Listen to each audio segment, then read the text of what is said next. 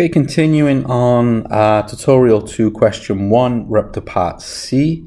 Your client chose to invest £60,000 in stock A and £40,000 in stock B. So now we have some portfolio. Okay, and our job is to find the expected return and the standard deviation of this portfolio. Okay, so firstly, the weightings between the stocks in the portfolio. Well, there's £100,000 invested, 60,000 in A and 40 in B. So the weights are 0.6, 0.4. The expected return on the portfolio. This is a standard equation, which I guess is in the formula sheet. Yes, it is. It's in the formula sheet. This will be available in the exam. Okay, is this. Okay, drop all the numbers in. So we have the weight for A times the expected value from A. We did that in the previous video. The weight for B, the expected value for B. Did that in the previous video. Put them all together. The expected return for the portfolio. Calculate the job is 16.8%. Okay, so the expected return, that's that one done. Next, the standard deviation. Okay, standard deviation, again, it's in the formula book. It involves the weights, we know those.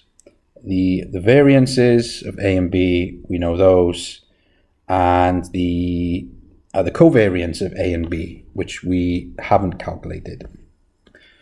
Okay, so the covariance of A and B,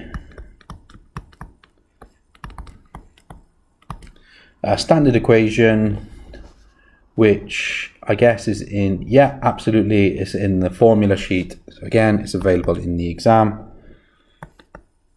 So if this is we take the pairs of data,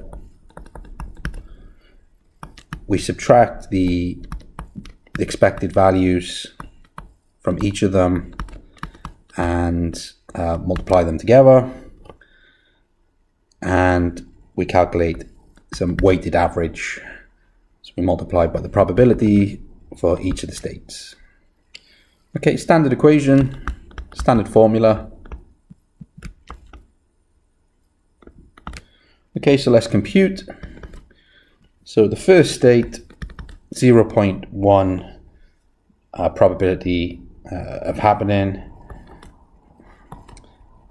The return on stock A is 10%, take away the average 14. In that same state, the return on B is 35%, take away the average 21. Okay, the second state, 0.2 probability of happening. Okay, so we have a 2% and 0% pair. Subtract the expected values and multiply.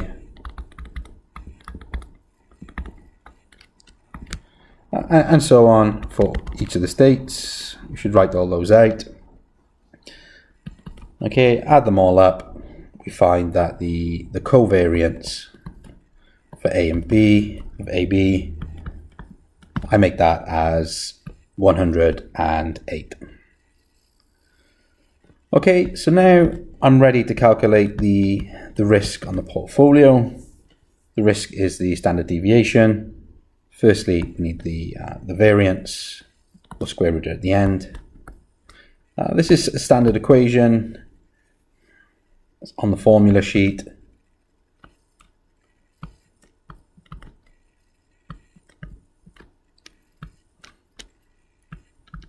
Okay, let's write that out. Okay, which is this one.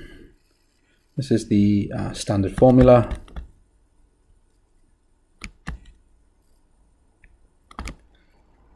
Okay, drop all the numbers in. So the weight for A is 0.6. The variance, we calculated that in the last video, 96.8. Actually, I think we calculated the standard deviation, so just square that. Okay, drop all these numbers in. Just calculated the covariance, 108. And the variance on stock B, we did that in the last video, 169. So the variance, I make it as 87.808. So the risk associated with the portfolio, which is the standard deviation, is about 9.3706%. Okay, and that completes the final requirement for part C, standard deviation.